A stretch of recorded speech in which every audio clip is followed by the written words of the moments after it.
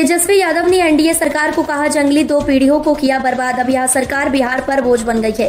राजद नेता तेजस्वी यादव ने बिहार में नीतीश बीजेपी सरकार को एक जंगली सरकार बताते हुए आरोप लगाया है कि इस सरकार ने पिछले 20 सालों में बिहार के लोगों की जिंदगी को बर्बाद कर दिया है।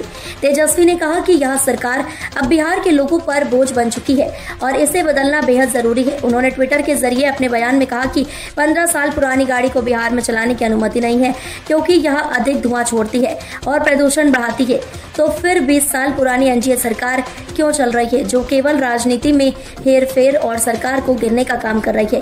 तेजस्वी यादव ने आरोप लगाया कि नीतीश बीजेपी सरकार ने पिछले 20 सालों में बिहार के हर गली, हर मोहल्ले, हर गांव में गरीबी, बेरोजगारी, भ्रष्टाचार, अपराध और पलायन का भयावह प्रदूषण फैला दिया है।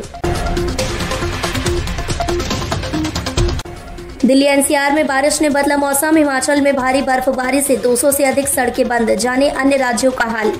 दिल्ली में मौसम में अचानक बदलाव आया है। कुछ दिन पहले तक दिल्ली में गर्मी की शुरुआत हो गई थी, लेकिन अब बारिश की वजह से दिल्ली का मौसम ठंडा हो गया है। बारिश के कारण दिल्ली का न्यूनतम तापमान 4 डिग्री सेल्सियस गिर गया है और लोगों को सर्दी का एहसास होने लगा है।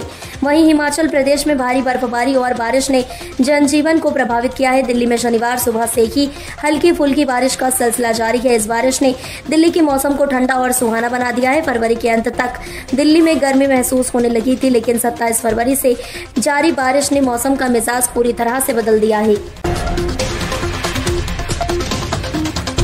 सीएम रेखा गुप्ता ने किया बीजेपी के घोषणा पत्र पर बयान, 2500 रुपए पर भी दी प्रतिक्रिया।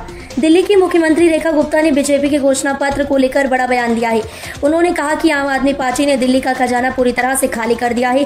इसके बावजूद हम यह सुनिश्चित करेंगे कि दिल्ली को वह शासन मिले जिसकी वह हकदार है। उन्होंने यह भी दावा किया कि बीजेपी अपनी घोषणाओं को पूरा करेगी और दिल्ली वासियों के किए गए हर वादे को पूरा किया जाएगा। सीएम रेखा गुप्ता ने आम आदमी पार्टी को धरना पार्टी बताया और कहा कि यह पार्टी केवल विरोध प्रदर्शन करती है, जबकि अब वह सत्ता से बाहर है। लोग जानना चाहते हैं कि महिलाओं के खातों में रुपए 2500 कब आएंगे। इस पर प्रतिक्रिया देते हुए सीएम रेखा गुप्ता ने कहा कि उनकी सरकार इस वादे को पूरा करेगी।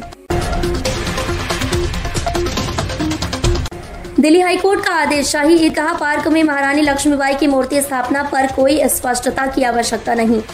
दिल्ली हाईकोर्ट ने शाही ईदगाह पार्क में महारानी लक्ष्मीबाई की मूर्ति स्थापित करने के मामले में शाही ईदगाह प्रबंधन समिति की याचिका को खारिज कर दिया है।